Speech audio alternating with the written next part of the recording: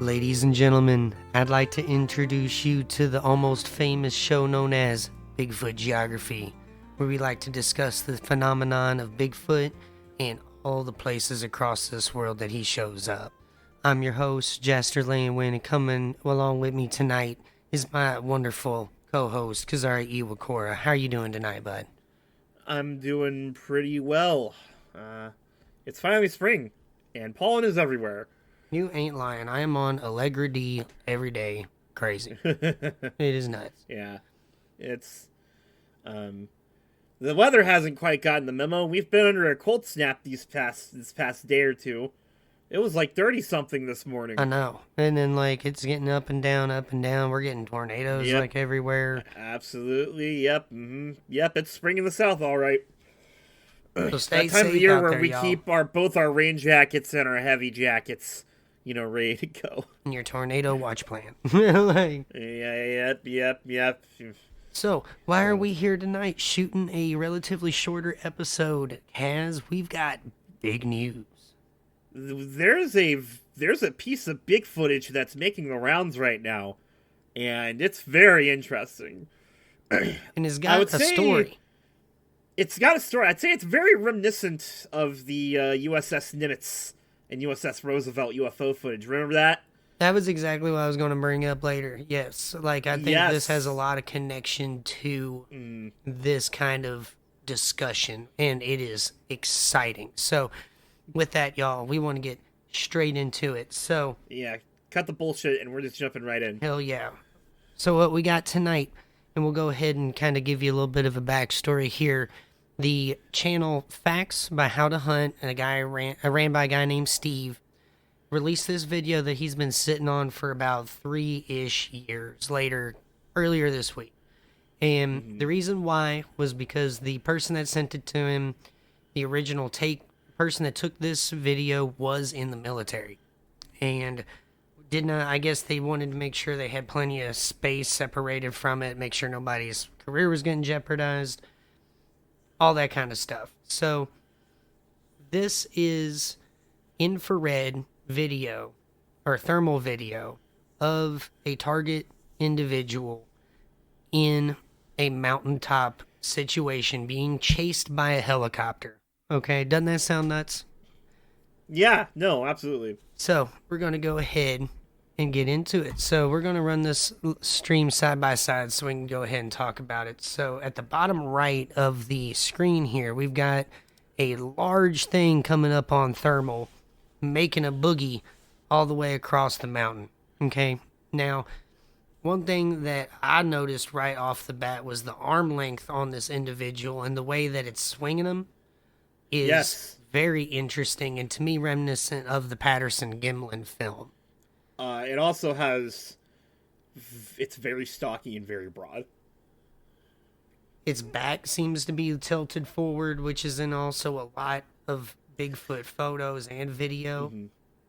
But I think also one thing worth mentioning is, you already brought up the arms, but also the rest of its proportions are very much in line with Patty, which the elongated torso, the longer arms, stuff like that. And shorter legs relative to body size, I think, as well. Yes, exactly, yeah. Which, that perplexes me a little, because, man, that means these things are still so tall and their legs are not proportional to the rest of their body like ours are, but they can still do a 4 to 6 foot gait. Yeah, no, it's absolutely wild. So, what we're seeing is this thing making a very direct path. It's not really doubling back on itself. The only time it's really moving its head away from where it's moving is to look at the helicopter. And there's a couple of points in this video where you get what I think to look like a pretty conical shaped head, especially when it's back to the camera. Yeah. When it's running up the woods. Now, one thing that was pointed out in the original video as well is that on the left, towards the end of the video, you can see a curving trackway made by some sort of off-road or military vehicle. We have to assume this is either at or near a military base of some sort. There's not a whole lot of background information that we can work with at the present moment. Yeah. But to me, it looks like we've got this thing just boogieing okay? And it's definitely bigger than what you would normally consider a dude running up a hill, okay? And then, Absolutely. and another thing about it being not a dude running up a hill is I've never seen a man, period, with that amount of no amount of experience can go in the middle of the night without nods, without any sort of night vision, and crossing a mountainside at that speed without making a mistake, without tripping, Yeah, no, without doubling out. I remember. So, well, we'll talk about how we got our hands on this, because I mean it's going around like a lot right now. But I found it when it was first got posted. But the thing that struck me when I watched it was the gate. That was the first thing I noticed when I watched this video, is just how smooth and how unbroken it is. Despite the fact that they are taking a very winding path around all these trees and stuff through this wood, through this through this forest, and constantly looking over their shoulder to look at this helicopter that's filming it, the individual in question never slows down, not even a tick. There's no stumble, no tripping, no nothing. They're just moving right along. Which, like, if this was a human, I made the comment a little bit before, you would think if they were running at night like that they would have some sort of night vision optics or something to help them traverse in the dark. And the interesting part about that is that if that was true and those guys were using nods of any sort, when it looks back at the helicopter, it's going to look like the helicopter camera is staring into the sun. Okay? Like, that's how thermal reacts to seeing nods or night vision optics. And it's insanely obvious. So, like, whatever this thing is not using any sort of night vision that we would know anything about. Mm-hmm. So, that kind of makes it interesting. And then the other thing that I want to point out is that the video itself is kind of recorded in a way that a lot of people kind of make fun of in the Bigfoot community. Like, oh, yeah, you couldn't have just gave us the original video or anything like that. Well, like, I do want to bring up, if this was a military helicopter taking this footage, this looks to be somebody in the ops room or somewhere where they've got the video and they're playing it. And this guy's got his phone out and he's recording it from the screen on his phone, which would probably be the only way you're getting it out of there. Especially if it's something like that, it's got some amount of security clearance associated with it. If it's a security cam footage of them trying to find a trespasser on a military base, I'm imagining they're not going to want that getting out. So, like, I'm thinking to myself, if this is a video of a military helicopter chasing a target species individual up a mountain, and the helicopter pilot just decided, hey, I'm going to take a video of it on my phone, that way I can share this because I can't get this video out of the OPSEC room or wherever it gets stored, this would be how I would do it. Which kind of, I don't know, to me kind of gives a little bit more validity to the situation. Mm-hmm. So that kind of brings up a couple of interesting points, like what Kaz said, something we wanted to really get into in this video, is that this bears a lot of significance to popular UFO sighting footage released by the military. That has been a big deal in the last And I know you really got into that, so you want to take away? Yes, I did. Because there have been, I think at this point, 2 congressional hearings. I remember I watched the entire first one. I missed the second one. But, like, the footage discussed in that hearing were taken by fighter pilots that have been based on an aircraft carrier. Both of these aircraft carriers were operating on the East Coast, in the waters off the East Coast. One was the USS Nimitz, and the other was the USS Roosevelt, as I mentioned before. And there were 3 different incidents, and they have, like, mid-flight footage. And these got released through another project that I don't remember. And that kind of got the ball rolling. And there's been a look into a conspiracy, but a really banal kind of conspiracy, in that it is a white collar crime conspiracy. Well, I think what I got out of it, and correct me if I'm wrong, is that the The public now knows of a program called ATIP, or the Aerial Threat Identification Program, because of these hearings. And more or less, that's where the black budget got siphoned part way too, because they were trying to make sure that any aerial phenomenon in the United States was being correctly cataloged and identified. And that's where all the UFO, or like, what were they calling UAP? Yes, UAPs, unidentified aerial phenomenon. So all of that stuff would go to this program, and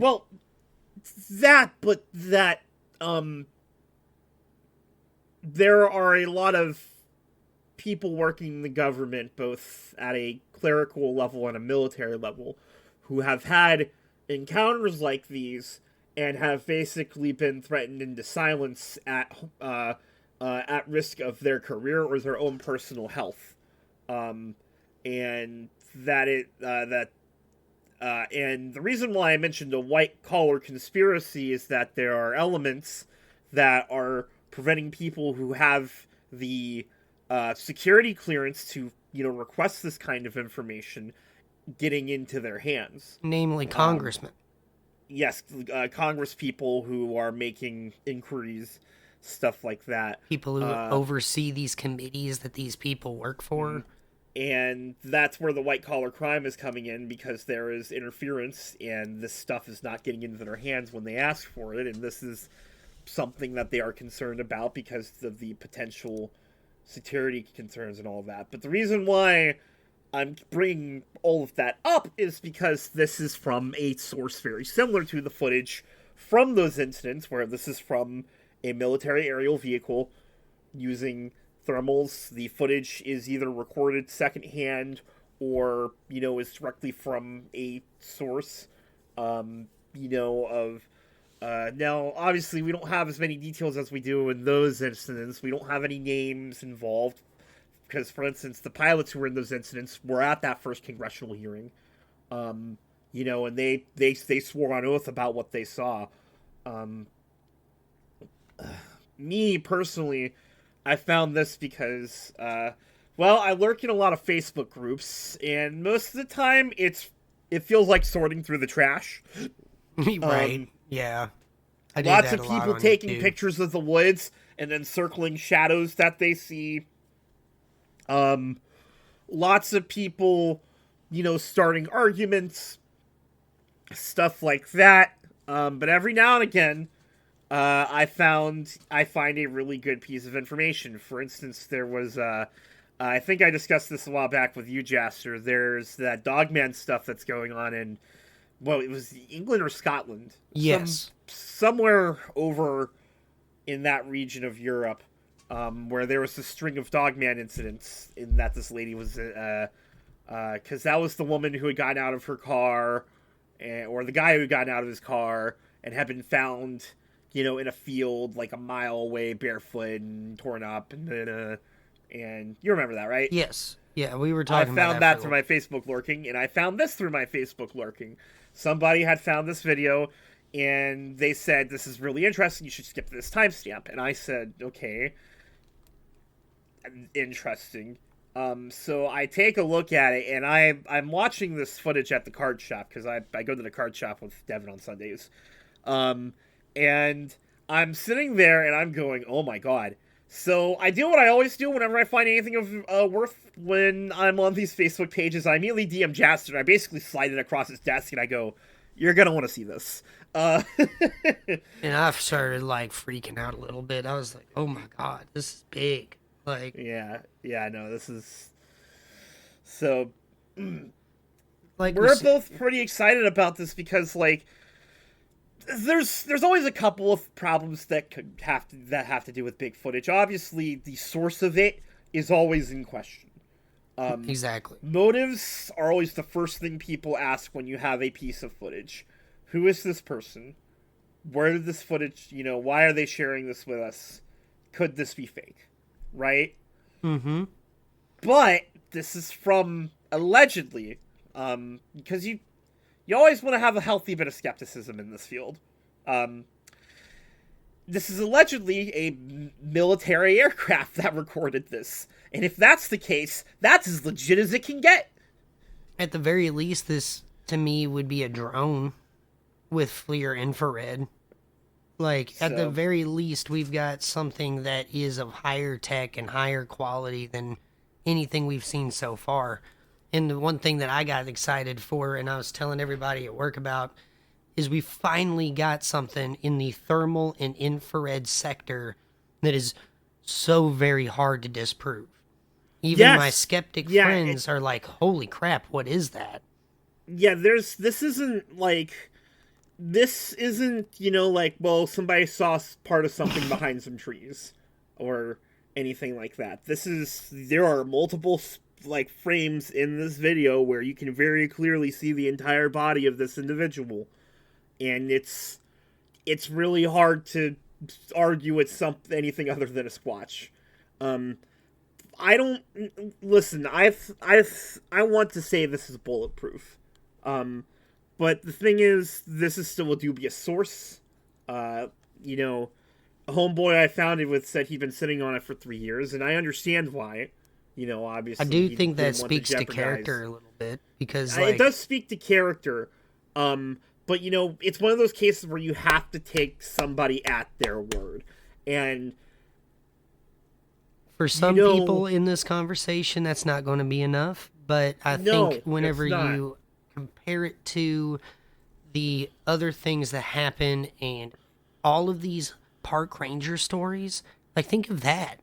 Like, this is a military vehicle recording a proposed target individual, right? And we've got how many hundreds of interviews and reports from park rangers over the years that say they've seen strange things, and when they report it to their superiors, they get told to stay hush hush or they get fired. Like, that to me starts to really that sets something off in my head. You know what I mean? Like, there's always been this sentiment in the community that something is going on with Fish and Game, with the Park Service, and I'm not entirely saying that it's malicious. You know what I mean? Like, these people are getting told that they need to keep quiet. And well, I mean, this is something we've kind of discussed before, way back when we did our iceberg, is that one of the big reasons to kind of keep on the down low about this, or Dogman or whatever, is our national parks rely very heavily on visitors and the income they get from that, which very briefly I would like to say the big crisis surrounding them and people staffing them and not having enough people on hand to work them and protect them has been solved thanks in part to public outcry. Remember, people, your government works for you and you should pressure them. I was over the moon about that. Yeah, we have one of the absolute best park services in the world. And I think in the world, to make sure that we keep that. Some stupid nepo baby, whose family is rich off of blood diamonds, came in and said, "Well, this is inefficient because I said so. Get out of here. I'm going to fire all you." And obviously, he did it very illegally, and we pressured all of them. But anyways, kind of moving away from politics. Parks rely very heavily on people feeling safe in them and being able to, experience their natural beauty. And if you tell Karen from suburbia, who's planning to take her kids to Yellowstone to go camping for the weekend, by the way, that there are these, giant hairy ape men out there, and, they're wandering around in the woods and they can get you, well, Karen isn't going to feel safe taking her kids there anymore. Likewise, there are logging industries and stuff that rely very heavily on keeping these areas safe, and the workers aren't going to want to go out there if there's giant pissed off werewolves, that are going to kick their ass if they go, if they're going to go do some logging or whatever. And so, I think it's more, it's less a malicious, we have to kill all the witnesses kind of thing, and more just, it's a necessary kind of silence to keep the status quo. Not rocking the boat too much, which is to say, I don't think it's done in the name of holding back science, or in the name of keeping, or in the name of making us all look crazy. I think it's done mainly in the interest of public peace. And economics. There's if I know we're all very numb nowadays to stuff because of the barrage of like news that are always hitting us thanks to 24-hour news media. But every now and again, there's a news story that, really rustles the public's jimmies and really gets under their skin. And people get really upset and paranoid and hysterical, and this happens sometimes. And I think they just want to completely ignore that, avoid that if they can, so they keep it quiet. I have no doubt in my mind that there is probably a very extensive file somewhere in the government, be it at the CIA, the FBI, Parks and Service, I don't know, whatever branch of the government that would be in charge of keeping records of this stuff, that has very extensive incident reports about, aggressive individuals that they've had to handle. And I'm very sure that they have, teams in place to handle this kind of stuff. And, protocols and stuff that they follow. But we're never going to know that because there's no point. We don't need to know that, according to them. So, I do kind of have kind two of points. It's just very much a, keep the lid on it so it doesn't spill over. Right. Now, like I said, I kind of have 2 points to that. Okay? Yeah. The first part of it is, I think the thing that really kind of bothers people about this is that we think that we have a right to know, right? Like, if these things are out in the woods and they can get into residential areas and there's kids involved or there's animals involved, that we have a right to know, just like we have a right to know if there are bears or cougars or mountain lions or any of these other predatory animals, or have any animal that has the ability to harm, right? Like, Yeah. and what makes this any different, right? And I completely agree with that. And if you have a right to defend yourself from any threat to your family, your property, your home, any of that. So the other part of that, though, that I kind of want to bring up and kind of talk about it a little bit, is I really think that one of the other reasons why we don't get a confirmation from the Fish and Game or wherever about these things is that it would bring up so many issues with environmental rights about this species. Now, that sounds crazy, but think about it. You've already got all of these animal rights groups that, like, God love them, they're out to protect all of these endangered species, right?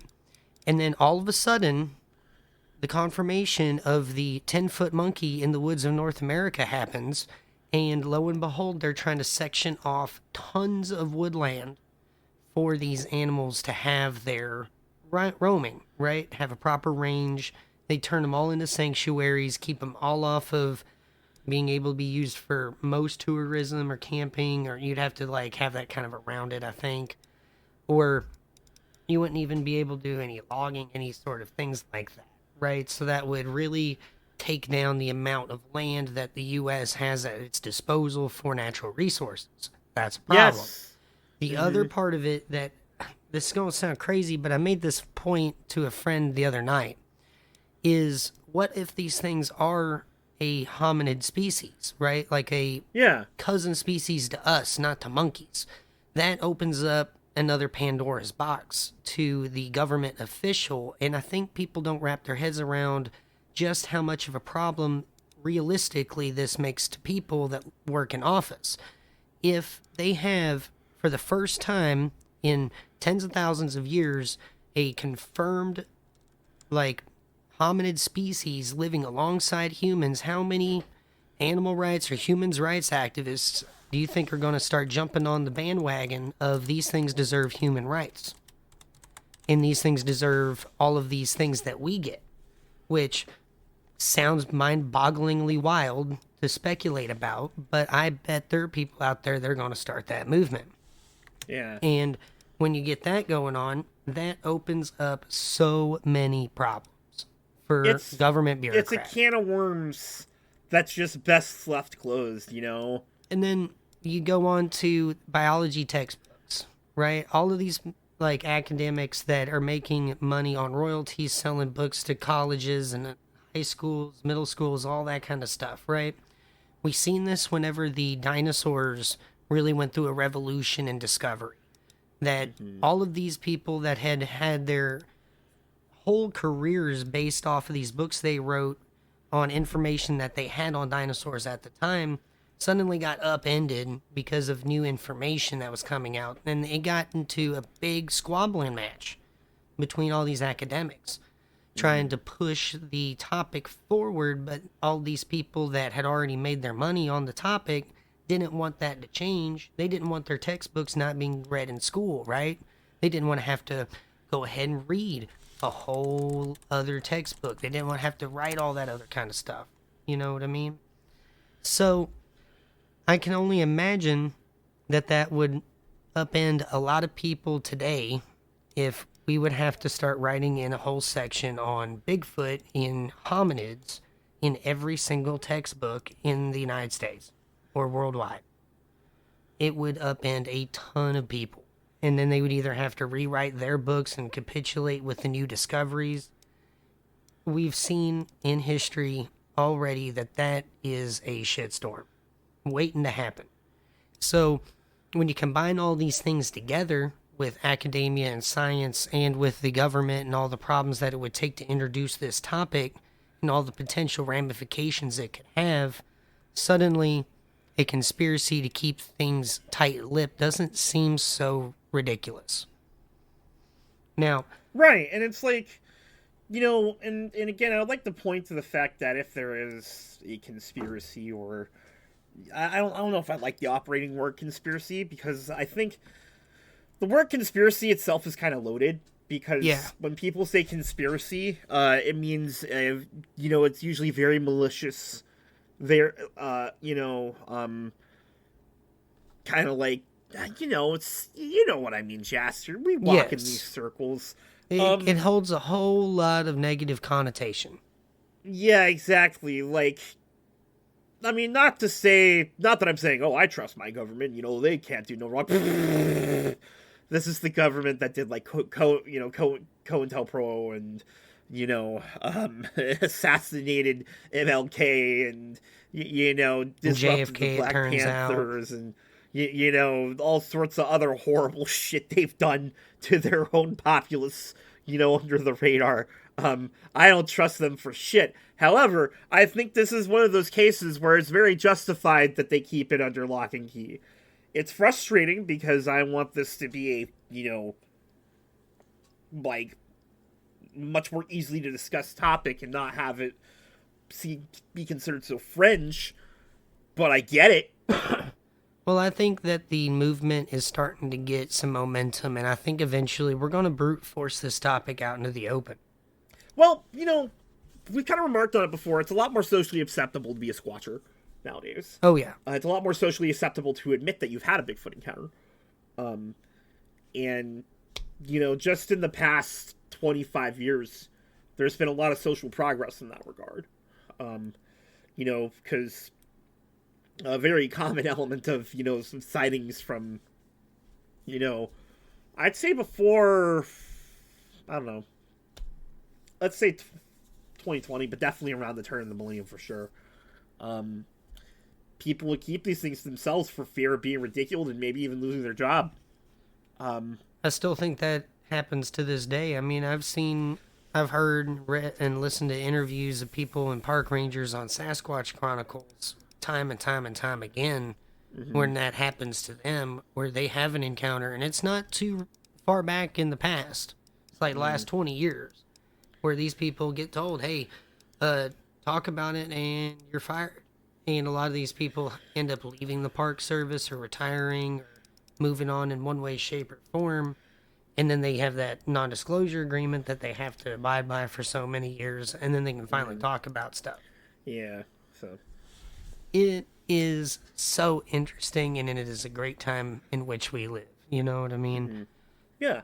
So that's kind of what we wanted to talk about tonight, guys. We had this on the bench for a couple of days, and I really didn't want it to get cold. So we're going to have a couple of uploads this week. I think we're going to go ahead and release this one first, and then have the Bigfoot Geography episode scheduled later in the week. Yeah.